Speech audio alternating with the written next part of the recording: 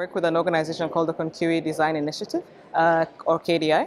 And KDI works with underprivileged groups and communities all over the world, but predominantly in Kenya and in Latin America and in California and a couple of other places. So the work that we do ensures that we are able to build resilient and popular, we hope, public urban spaces in underused sites in some of these areas. The needs of vulnerable groups can be integrated into resilience building through active participation.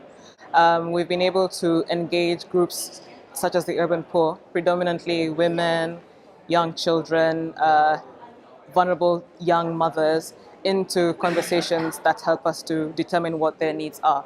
By ensuring that we can identify their needs and the needs of the more vulnerable within what is already a vulnerable group, the urban poor, we're better able to define some of the projects that we work with them and frame those into a space that they can actually engage with.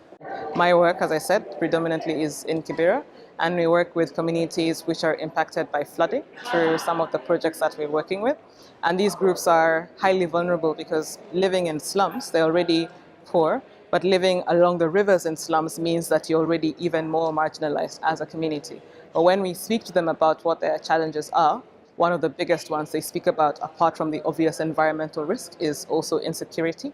And that is a big issue for them. And they want to have spaces or public spaces that they're able to respond to some of these issues. So when we come and do design with them, they will talk about things as simple as having street lighting. Just that they believe is a strong way in which they can better shape the spaces that we work in with them. A lot of the work we've done is design and designing through phases. So think a little bit about, for us, getting into design. By having participatory processes through workshops with our communities, sitting down and determining what they need. And then once we go back, turn that into a drawing.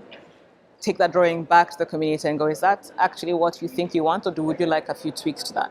Getting that information, bringing it back, and so on and so forth, staging that into design. We're able to, hopefully, we think, get their active participation and their buy-in into something which they know they need, and we know we can provide the technical expertise to get them there.